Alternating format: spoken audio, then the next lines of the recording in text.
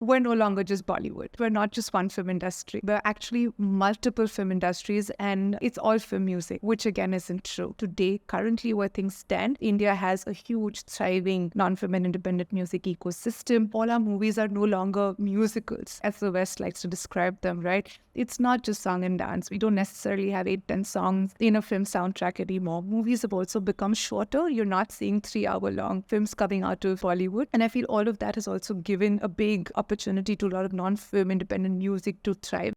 I am privileged to have incredible minds on this podcast, and Priyanka is one of those.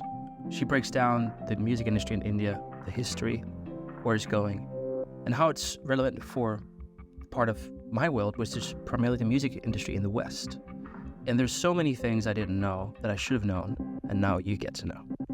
Hi guys, and welcome back to Sound Connections podcast. Today I feel very lucky. Priyanka, welcome to the studio. Thank you for having me. I was actually a bit starstruck, Priyanka, because you wrote me after Beat Dab episode out with Morgan and Andrew, and you said hi, and I'm like, is Priyanka writing me? Whoa, that's amazing. And we agreed for you to be on the podcast, so welcome. Well, thank you. It's an absolute pleasure. I love the Beat Dab episode. I'm also incredibly fond of, Andrew and Morgan and their journey. So it was only fair that we had a chat as well. You have a really interesting story, and you are, all the places I can read about it, one of the foremost entertainment lawyers in India, and you've really had your impact in the West as well. So we were chatting a bit back and forth, and we agreed to talk about India, talk about you, and talk about the legal aspects, because most of our listeners are from the West, and we're trying to sort of understand more and venture into other territories that that I come from. So, but before we do that, let's hit the scene. Priyanka, who are you and what do you do? Well, the 10-second introduction would be I am an entertainment lawyer, and I work with a lot of stakeholders in the business. But you and I both know there's a lot more to it than just that. Well, for your listeners who follow the podcast on this episode, I am Priyanka Khimani. I run one of the most well-regarded entertainment law firms based out of India called Khimani & Associates. I started my journey almost over a decade ago now, and very little to do with entertainment. I think I do have a background in the entertainment business in a whole different lifetime. I used to write for film and TV in India and dabbled in a bunch of odd jobs, for the lack of a better word, whilst being on set. And this is again a little pre-social media, and definitely before India saw so much liberalization in the entertainment sector, right? This is much before any OTT services, social media networks, DSPs entered India. So I feel kind of privileged, I feel, looking back at my first interactions within the entertainment media industry, that I was able to interact with the business at a day and age before FDI was relaxed in India, and we saw so many different foreign players. So I feel privileged also because I've been able to see that transition from where we were early days to, slowly being liberalized, seeing a lot of foreign stakeholders coming into where we stand currently as an entertainment market. My role has been, I've started my practice as a litigation attorney, and I run a significant practice in the entertainment business. A large part of our clientele is talent across film, TV, and music in India. And I think for anyone who's familiar with India, they'll tell you that film and music are intrinsically linked, largely because of our movies. We've grown up watching our music before we listen to it. And I think that sort of trickles into the way the practice is also shaped up.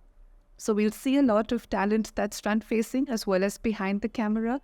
And I think it's an interesting mix of showrunners, filmmakers, content creators, actors. And then on the music side, I feel so enormously grateful for having seen the transition that we've been able to see and to where we are today. So when it comes to music, it is a big part of my specialty in India, mainly because music for most territories is obviously a complicated subject, and India has had its fair share of having had to navigate a bunch of different issues around the copyright law, legislation, and a lot of regulatory statutory issues. I have been at the forefront of a lot of these issues as we see them today, mainly when the copyright law was amended in 2012, almost the beginning of my career. And then in the last over 10 years, how we've seen it affect industry practice, different judgments, how they've impacted the course of the music business as it has evolved in India. So my role really is to go in between all of these different moving parts, work for different stakeholders.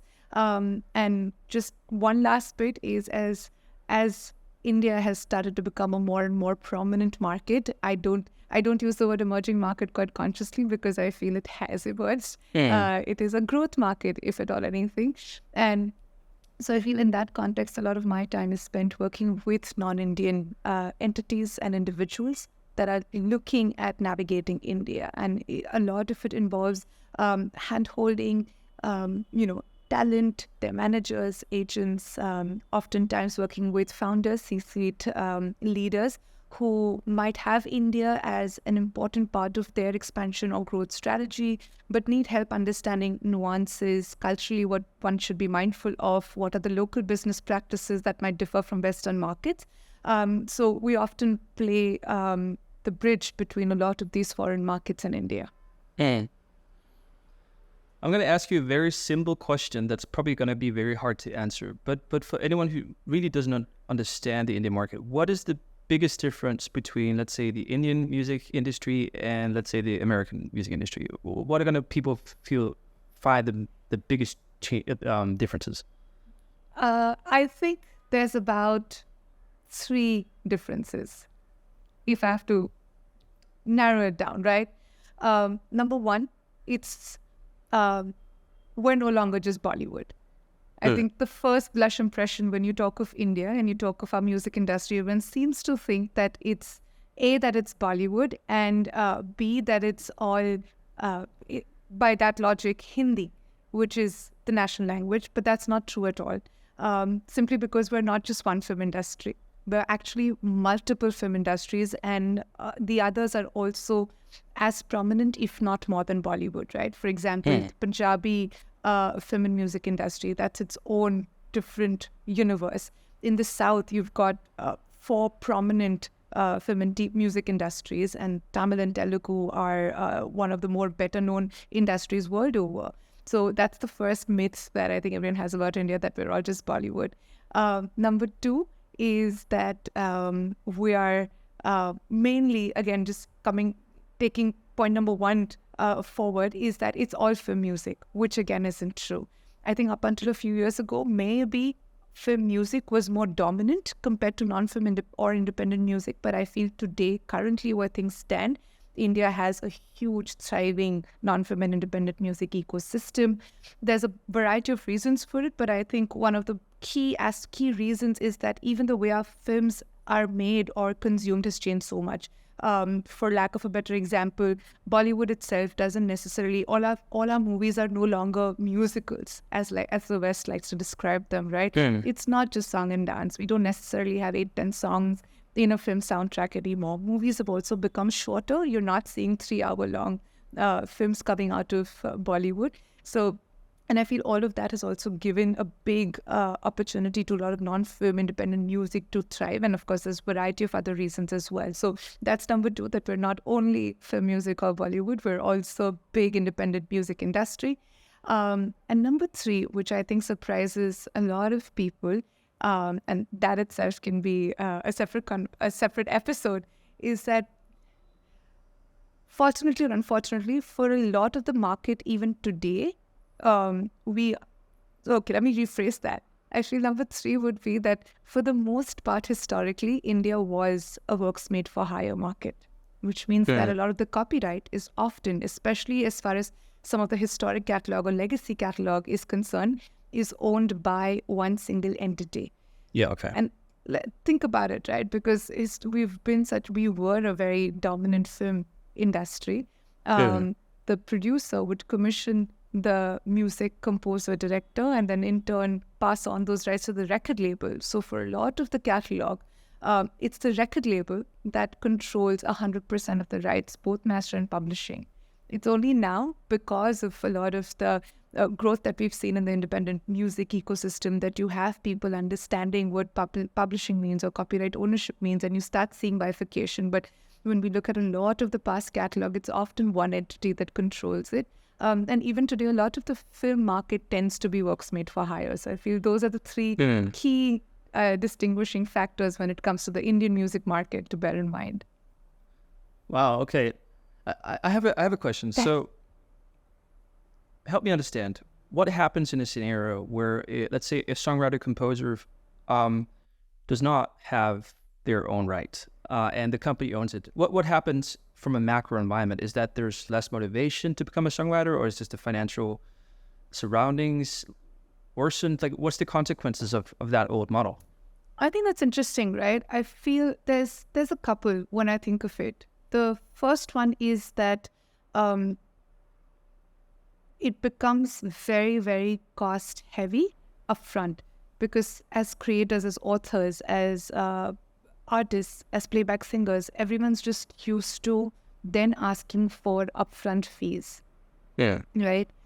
So I want that big check and I'm saying as I grow in my career also as talent, right? So I think it all boils down to, okay, fine, then just my fee is going to be what it is, because psychologically I haven't seen a lot of future income or recurring income, and B, I just feel given the complexities of the Indian ecosystem, they feel more comfortable that, hey, let me just get this fee up front so then I can go on to doing other things, and then I'll let someone else take care of it.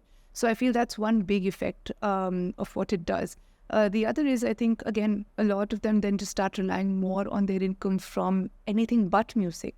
So that means your live shows become important, touring becomes important, you doing branded gigs becomes important, your endorsements, your appearances, which also affects those who not necessarily are on stage or on camera, right? I mean, you and I know enough songwriters who are probably fantastic, but need not have a career being in front of the camera. So how it starts to affect their income and, just how their revenue streams might work. And in my experience, I've noticed that most of them perhaps don't realize it during the active years of their career. It's only much later that you start looking into these aspects where you want to evaluate, what does your publishing look like? What is your income from the music that you've created over the past few years? What is that looking like? And then I think the third most current effect, just given the environment that we're in, is when it comes to catalog acquisitions, right? It's for that reason that I feel the good side is that if you're looking at acquiring catalog, you're probably dealing with one single entity that owns master and publishing. But then the flip side is that, there's really very little to do when it comes to buying out writers' share or publishing that is controlled by songwriters. So I feel those are the three sort of high-level areas in which I think it affects the local industry. This podcast focuses a lot on entrepreneurship and innovators. And, oftentimes there's a lot of financial incentive for founders to have an exit at one point. And that sort of can, in many cases of successful artists, writers, producers, and creatives in general, when you own IP right and you've been successful over many, many years, there can happen an exit, an acquisition of your piece of a catalog, which you can say is comparable to a founder's exit of a company. But if you don't own that, you maybe don't experience that.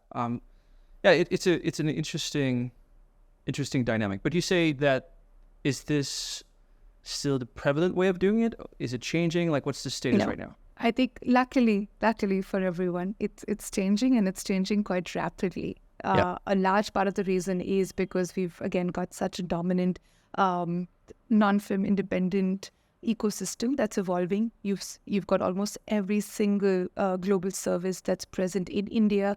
I think distribution has become so prevalent. I think in a big way, we do have some of the distribution services to thank for this current ecosystem and the way we see it today.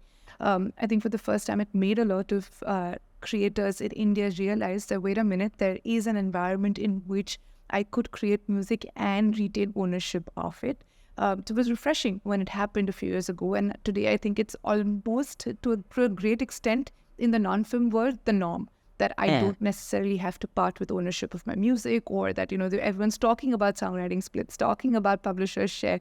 You do now have publishing also as a separate, distinct revenue stream being recognized, being looked at. So I still feel, to a certain degree, there's a lot of education as far as keeping up with Western trends and Western market practices that has already happened. And then there are areas, for example, publishing, right, where I think there's just the right amount of movement on ground now. So hopefully in about 5 or 10 years, we'd probably see the industry where it should be.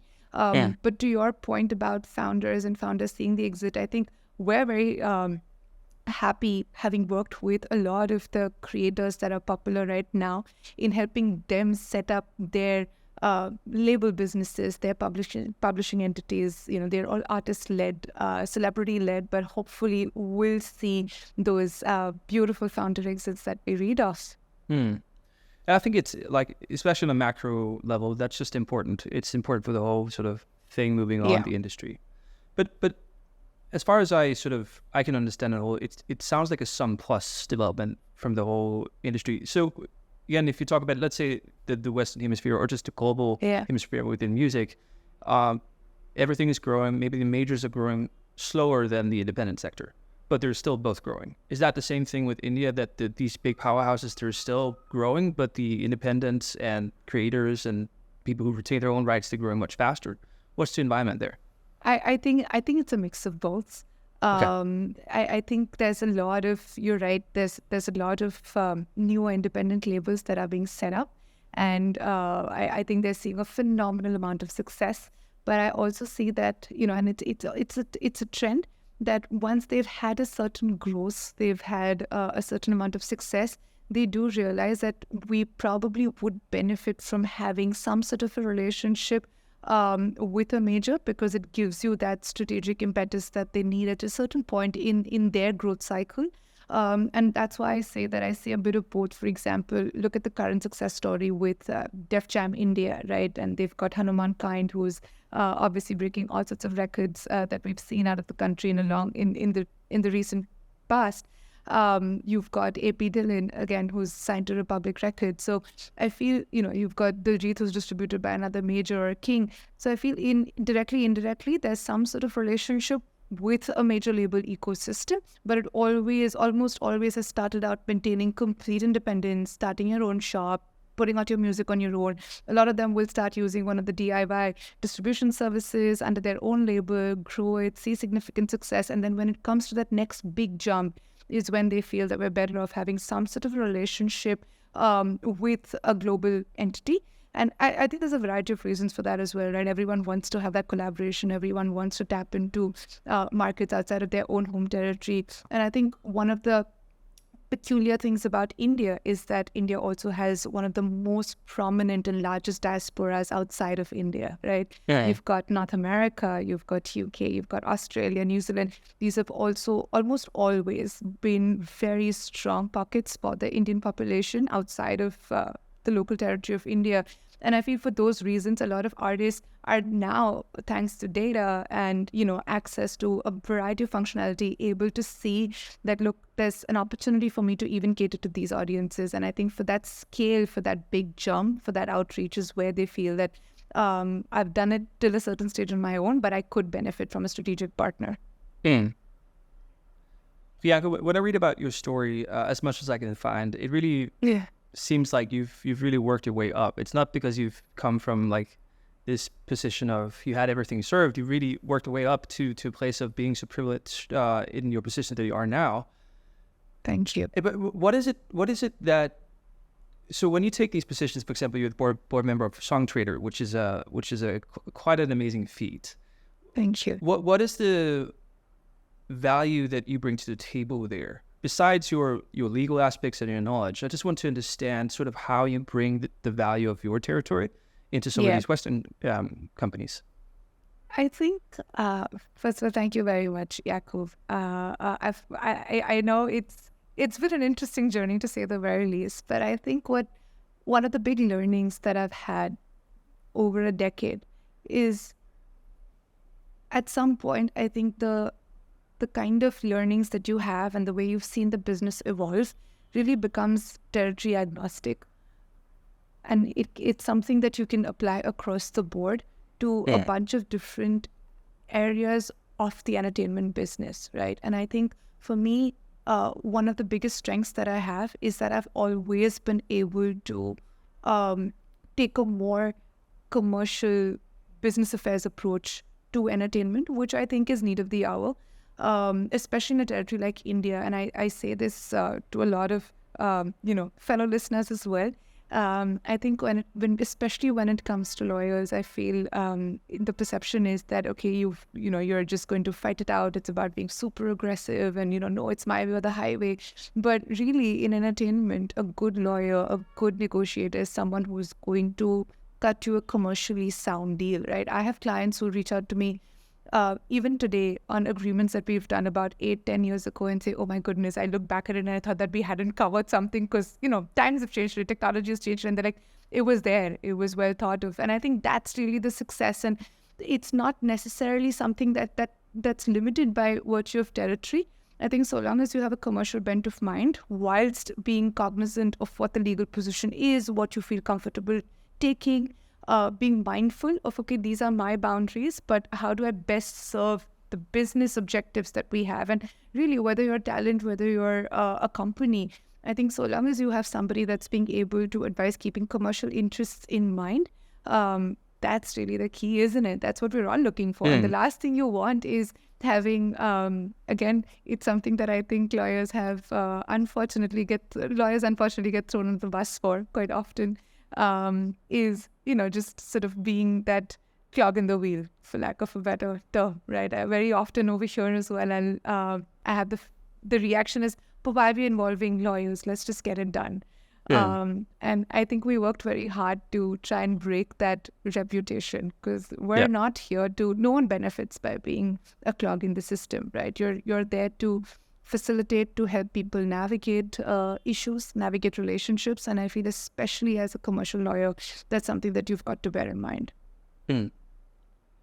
But when you, at the start of the conversation, you also talked about that you help clients sort of navigate the complexities of the industry in India, maybe even the cultural aspects. So when you look, let's say, from an entrepreneur who's interested in having a presence in India, what is it that they might meet that they're not aware of? What is it they need to help clients navigate in? So many things. But I'm smiling because I feel with India is, like I said, one size doesn't fit all. But I think, language to a certain degree, right? And I don't say this disrespectfully to anyone from India. Yes, we're an English-speaking nation. I get asked this all the time from Western clients that, is the language of communication English? It very much is. Our contracts are in English. Our courts, for the large part, are English-speaking courts. Our pleadings are in English. That being said, when I mean language, I think there's sometimes, in my experience, a gap in communication. We're trying to say the same thing, but maybe the terminology here is slightly different than it might be in your local market. And I think this is true of any new territory that you're trying to do business in. So that's definitely one area where I end up, I think, playing. It's literally trying to bridge that gap, saying, no, you're both saying the same thing, just using different terms for it. And that often comes as a relief to both parties. The other is, I think, definitely culturally, this is, small things. For example, I think there's a certain, sometimes people like to meet and talk. Whereas, if you're talking about certain other Western markets, you might just say, oh, let's hop onto a Zoom, or, this could have been an email. But I feel there's a certain deference to, meeting in person and putting faces to names and seeing what culturally that means for people. So I feel that's one thing to also bear in mind. Outside of that, I think it's, India is known for its hospitality. So I think people love to be given a chance to show that to anybody. So you'll see a lot of hosting, a lot of wanting to, welcome people, invite people. And I feel sometimes it's also important for someone wanting to do business to get a feel of that. Yeah, it's definitely. I've experienced it in my own body. My partner at my venture studio, he's Indian, has been in Norway for two years, and actually right before this call, I was talking with one of our Indian tech teams that we have in one of our companies, and for me, I'm Scandinavian, but I'm also very, very, even though I'm a podcast host, I'm actually very I don't use a lot of words normally. So, for example, the best question for me is a yes/no question. So, ask me a question, I say yes or I say no. But at least with a lot of my Indian colleagues, the whole context around what you say is really important, and also sort of the kindness that you use in conversation is also very different. Like again, it might just be my team, but I've experienced with many of our teams is the importance of how are you doing, and like asking into your family is much more different that I experienced than I do in Scandinavia, where, for example, my preferred, let's call it cultural context, is just hi, work. Like nothing more than that. And these small things really matter, and it's because there's also as you guys understand it, there's a way for the cultural context to inform how to work well together. That if we understand how to understand and meet that way of communicating, it gives a better outcome. But I might be wrong, but that's how I experience it, at least. Yeah. No. I agree with you. I think there's a lot of we're less direct.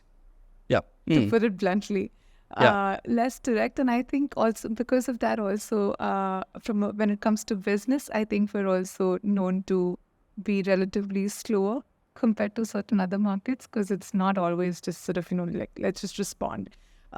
So I feel that sometimes ends up, and different people can draw different inferences based on which part of the world you've come from and what your training ground has been.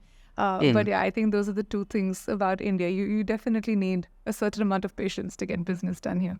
But there's also so much beauty in it. But again, for me and my business partner, it's also led to a lot of confusion for me, because, for example, if we have, let's say, an issue that we disagree on, and then he gives the whole context, and then for me it's like, and then I say, I still don't understand what you mean. Like what do you mean? I painted everything. I'm just like, can you just say that one thing? Because it's funny, but I can imagine how that also is difficult to navigate when you also work in a high pressure environment and you need to get deals done and you have a lot of responsibility. Being able to understand how you can make business, how you can grow a company, but also navigate how to speak with the people and stakeholders in a specific territory, so we can go to the same destination. I would that also in say, itself is a big thing. Yeah. No, you're absolutely right. And I'd also say this. I think we're more, it's more WhatsApp as opposed to email. Yeah. That's the other thing that I noticed, and I have to consciously keep reminding myself. But yeah, I think everything has a WhatsApp chat, has a WhatsApp group. It's you find far quicker responses on WhatsApp than you would on email. Yeah. So let's get a bit practical. So let's say you would have a startup that would be doing well in a territory that's not India. That could be the Western world, it could be Africa, it could be wherever. And they want to grow their business in India. This is a difficult question, but like, how would they go about coming into India with a business? Like, what's the first steps they need to do? How do they need to navigate it? Is it contacting a lawyer like yourself? What would be the ways of approaching that? I was literally gonna say you stole my sentence out of it. The first step is find Priyanka. No, I'm just teasing you, but I think the first step is to definitely find more than one person, I would say, if you're not able to find that one reliable person. But I think talk to a few people, identify someone on ground that's going to be your person. In terms of be your eyes and ears on ground. I think sometimes, and again, I don't say this in particular about India, but just in a lot of growth markets that one might want to enter into, it's very easy to, sort of get misled and spend so much time and energy going down a certain route only to realize that, wait a minute, we were talking to the wrong set of people or going at it in an unconventional way that's not going to serve my purposes. So I think it's very important that you find that correct person who is going to advise you, guide you, because it could be saving you a lot of time, money, and effort. Find someone that's not going to just say, yeah, this is a great idea and we should get it done. You'd be surprised, Jakob. I think more often than not, I'm actually just questioning clients that why do you want to come to India? It's, Mm. it's already an oversaturated market. You've got everything and everyone here. And you'd be amazed how often clients are completely unaware. Mm. They've either somebody internally hasn't done their homework correctly, their research correctly, or hasn't been able to, and I don't blame them, right? You're sitting miles and miles away. It's kind of impossible to tell, but sometimes it's just simple awareness of, oh, wait a minute, there's, so many of my competitors are already in the region. Not only that, are they in India, they've been here for a long time. They have a significant amount of market share. They've, done enough, they've covered enough ground on here in India. So I feel, do your homework even before you decide that you want to enter India. Why do you want to be here? And now that you're entering this market, now at much later than some of the others have, what is it that you're bringing to the table that you're not? The other thing is, again, that I would always love to, I like telling clients is, please don't underestimate how expensive a market India is. I think people completely, miscalculate, misjudge. And I don't say this in an arrogant way at all, but we're a country of over 1 billion people. We are the largest producer of movies in the world. We're a big film and music industry. Please have some regard to that. It's also expensive because, things are different here. You've got, for example, you see more prominent minimum guarantees as opposed to some of the advances that I'd seen in other territories, right? Even sometimes I'd have services that want to get Indian works licensed and will come to me with a budget that's probably just 10% of what you might get if out of the entire spends in India. So I just feel have complete regard to the market that you're entering, the scale of it. So that's the other thing that I would say is important when you're looking at India. Mm. And Yeah, sorry, I have a third thing to add. Okay. Sorry. The third is, and again, it's a very common mistake that I've seen people do, is to think that I'm going to hire one person who's going to be my India person. That is not the way to do business in India. Like I said, this is a large territory. India within itself is a huge country. And more than that, especially within the music business, it's not just one industry. You've got a bunch of different languages and a bunch of different industries within the film and TV ecosystem that are prominent. It is not physically possible for one person to be in at the very least 4 different parts of India. So, you don't need one person. You need a mini team of people to service India meaningfully. I can imagine, it's so funny to look at, for example, the Norwegian music industry. I'm not really a part of either the Danish or Norwegian because I've had my careers both places, and to be honest, I'm not super interested in both of them. But when you talk to the Norwegian industry, oftentimes it's very insulated. A lot of the artists that do well here, they don't go across the country borders, and they have a fine life. And most of the companies that operate here are national. It's 6 million people, and for most of the successful artists, representatives, agencies, that's good. And try to say, okay, for 6 million people in a Norwegian environment, and then take that up to an Indian perspective, how more complex and elements and levels of I can imagine. I think Mumbai alone is, if I'm not wrong, about 3 times that population. Yeah. Mm-hmm. Yeah. Okay. It's really interesting. One of the things I was surprised about also, I think because the country is so big, is also whenever you reach a level of talent that you want to have in India, it also seems like that's expensive. I was looking at some development projects, and we're like, okay, so this is sort of straight out of college, like what would they cost? And like, oh yeah, great. And we can maybe work with one of those. And like, but what if you want to get like a top? And like, no, it's not impossible. Like, it's impossible. When you first become excellent in India, it seems like that's also valued like a lot. It's extremely. I have some foreign clients, turn around and say, oh, but these are US lawyer rates. And my reaction is, yeah, but why is my territory and geography determining our rates? Like, what does it mean that, oh, these are, US or UK rates? As if there's an India rate card. But that aside, I think you're absolutely right that like I said, right, I think people underestimate the cost of doing business in India. Good talent, good resources, like anywhere else in the world, come at a certain price tag. That being said, I think what could surprise people is the cost of production in India, right? Yeah. Compared to a lot of other territories that I've seen production in, getting something made in India can be relatively less expensive, right? Yeah. And there are different pockets. For example, you'll have in social media, in perhaps graphic design, in some elements of production, you might find that it's easier and less expensive to get things done in India compared to some of the other territories. So I feel it has its nuances, but you're absolutely right. Any talent that's good is going to be expensive.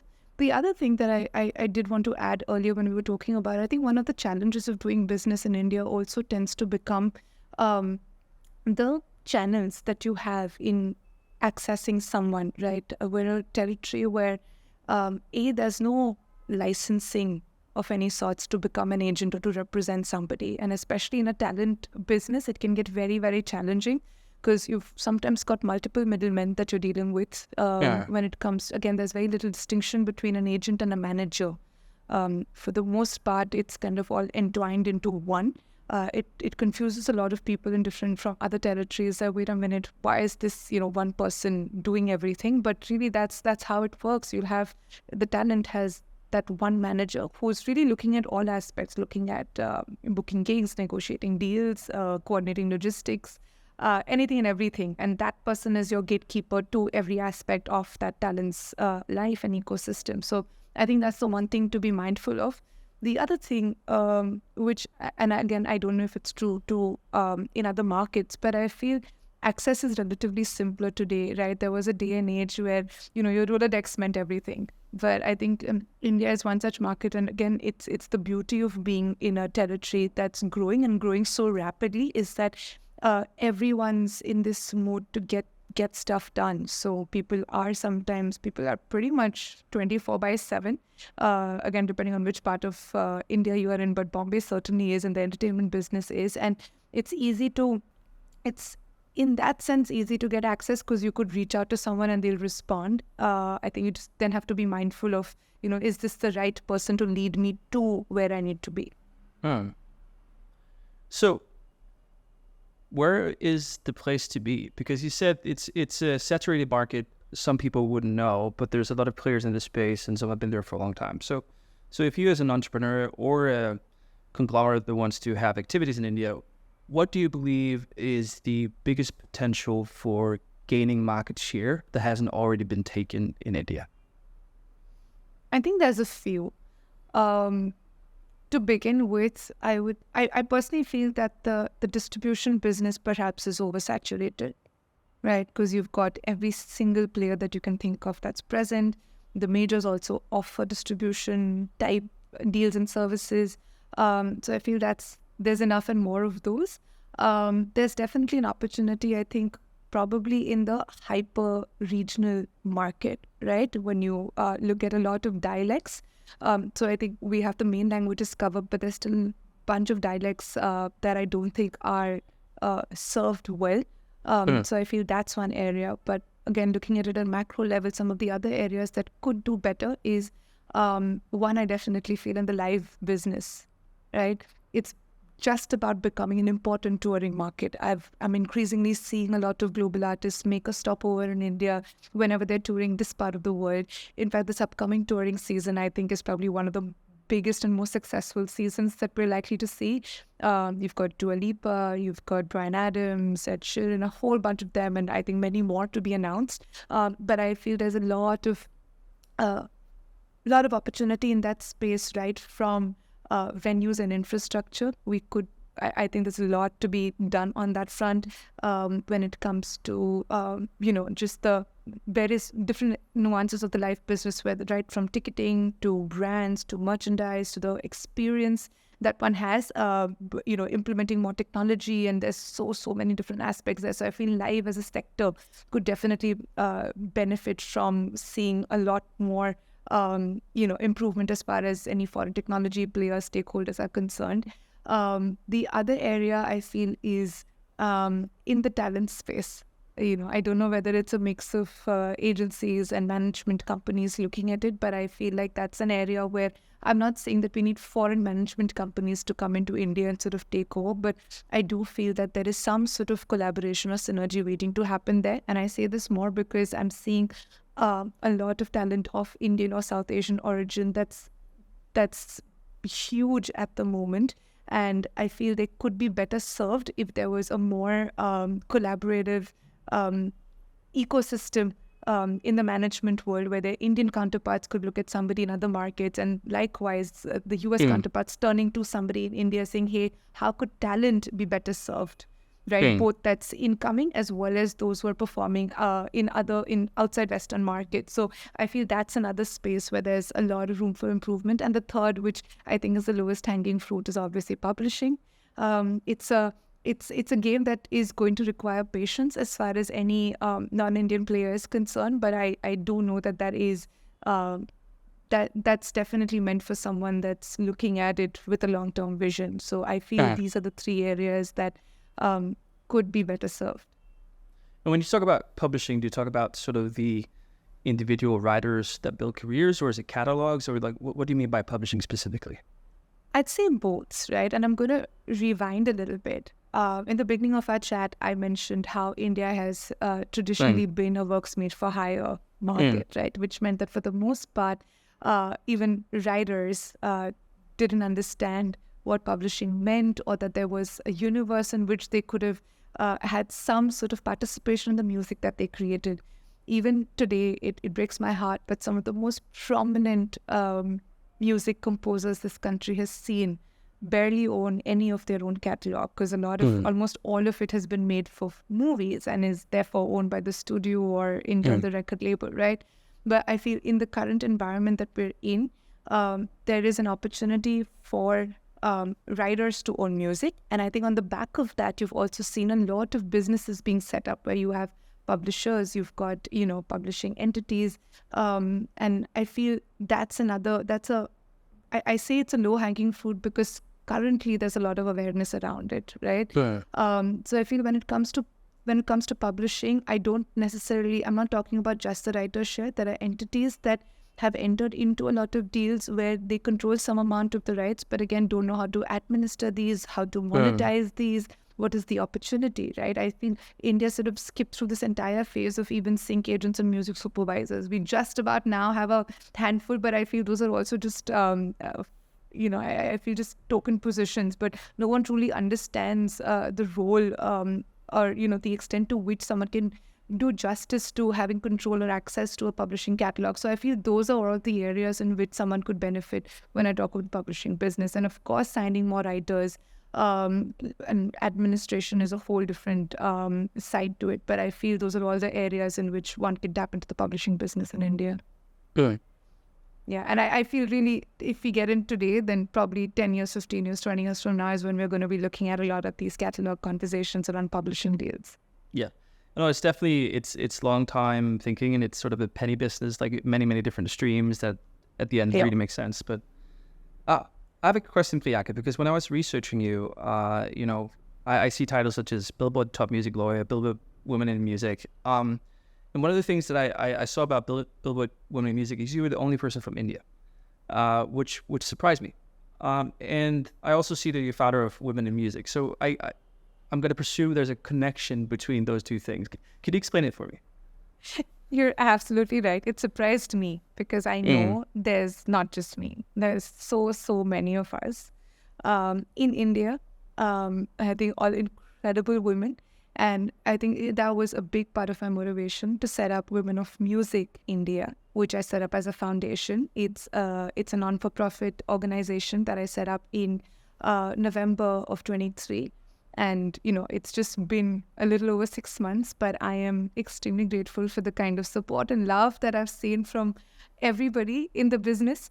A lot of the global companies that have presence in India who've supported it, who've come on board to help in any way they can. But I think the idea was very simple, that can I have a place, a community that focuses on two main aspects. One is education, and the other was opportunities. And when I say education, I mean just in terms of creating awareness about a bunch of different things that I've probably had to learn on my own or learn through some really difficult experiences, when it comes to business skills, when it comes to technical subjects, when it comes to, leadership, entrepreneurship. So I feel all of that is the focus when it comes to education, just having access to the right executives, the right people in the business who are able to tell you, what's really accurate and what's not. So I think that's the main focus when it comes to education. And the other is networking and opportunities. And again, when I say opportunities, I mean just even having access or awareness that, oh, there is a role open here that I could be a part of, or there is an opportunity here where someone needs. And I think all of it, at least for the most part of my career, and that's how I've always approached it, is to look at it from a gender neutral lens, right? I don't want to be given a position or a title because I fit into some sort of quota. I want it because I truly was the best person for that job. So the idea is, can I create an environment where someone just has access to that opportunity? Okay. So that's really the simple but not so simple way of explaining women of music. And on ground, it has its fair share of challenges. I'm not going to lie. Especially the entertainment and the music industry in India is, it is a male-dominated industry. It Right. has there's very few women at the top, and it's interesting because I see a lot of us in the workforce. There's some of the most successful managers at this point in the talent business are all women.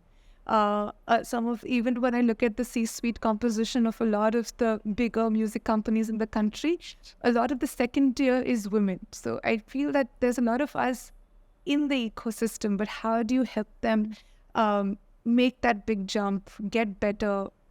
How do you integrate more of us? How do you have more of us in leadership positions? And I just feel, since we started this conversation, we were talking about how it just largely, what's the macro level impact, right? And I think that's, for me, really what the long-term vision is with setting up a community like that. I feel today there's so much talk in India when we even look at our movies or the kind of songs or the dance sequences that we have. And there's a lot of flack sometimes that you'll get around it saying, oh, but, we love seeing women in a certain light. We love showing women in a certain light. But the truth is that how many women are actually sitting in those decision-making places that are able to put forth another point of view? Barely any. And I can't get them there overnight. It's not going to happen.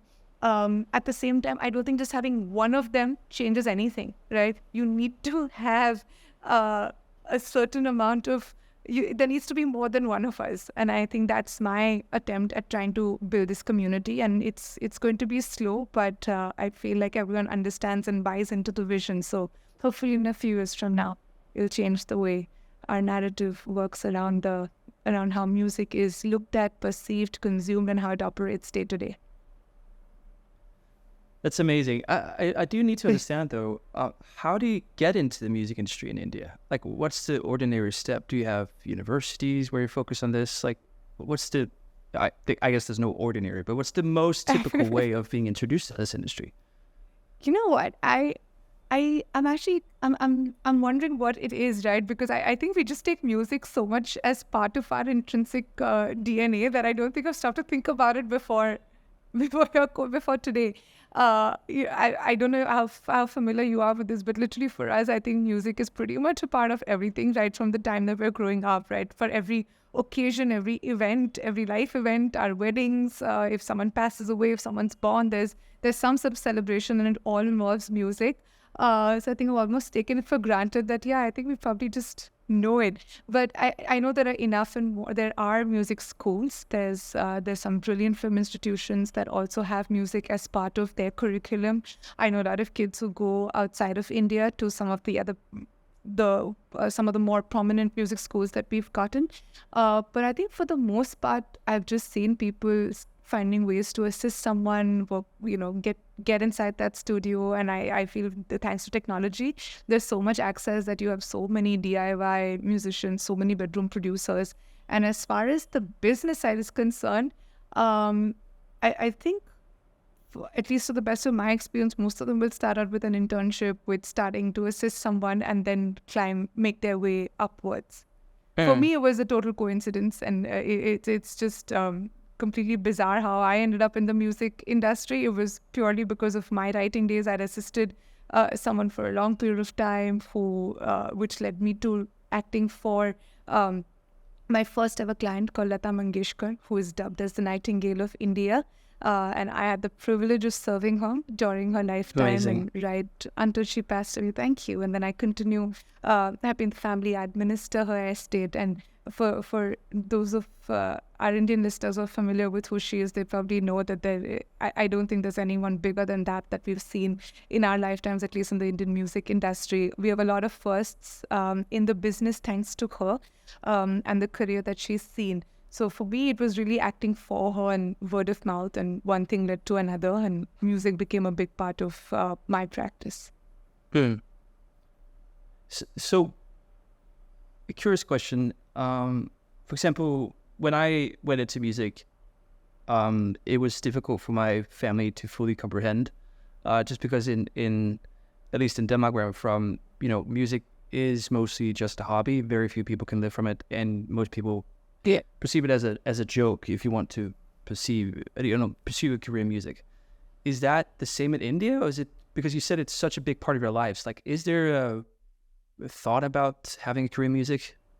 You're right about that. Even though it's so, I think it's exactly because it's so omnipresent and just a part of our lives that I think we almost take it for granted. And I don't think, hopefully now things are different thanks to social media, where parents at least, I hope, think that it's a career. But at least growing up for me, it was difficult in my generation, right? Because I think traditionally parents thought that you took up more traditional vocations as engineering, medicine, accounting, so on and so forth.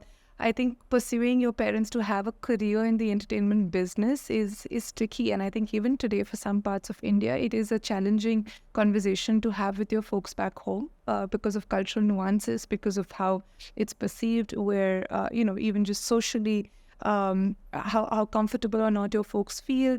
I think there's so much, especially for women, right? I think safety is a big aspect. How respectful or not is it as a profession? Some still weighs in on people. Again, I don't endorse any of these notions that people have in mind. But to your point, socially, culturally, I think it's still in a lot of parts of India a conversation to be had that is it a career, a sustainable career, and one that I feel comfortable for my child to have. So that's definitely, it might be a tricky conversation for a lot of people even today. But yeah, I'm going to ask you a last question before I say thank you for the episode. It's going to be a very egotistical question because I do need your advice on something. And that is, I actually started the conversation with you before we started recording and saying that the podcast so far has to a big degree been what I've known. So in Western music industry and sort of the more traditional founder types figures, which is all good and great. It has its own worth. But as I've been discovering everything from Nigeria, soon, interviewing people from South Korea and India, there's a lot of worth that is to be discovered from my side. And it comes with a good deal of ignorance. Like, what is it that I'm missing out on? So what is it that I'm missing out on? What is it that me, myself, and the audience should start understanding about searching outside our own known boxes?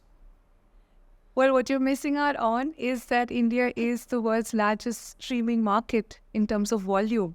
We're number one. I know that fact itself surprises a lot of people who fail to notice that we're Instagram's largest market in the world. We're YouTube's largest market in the world.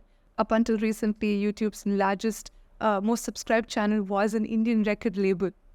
Really? So I did not know that.